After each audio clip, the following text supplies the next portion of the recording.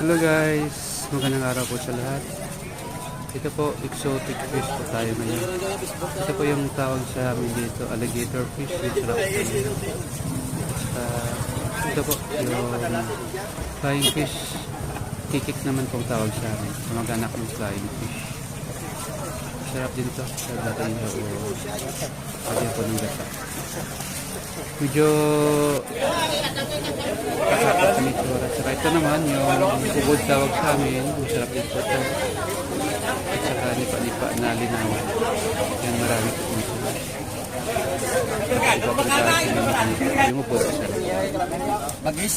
ito naman yung Isa pa isa. Baby shark. Hammerhead shark. Ang may sungay na magis.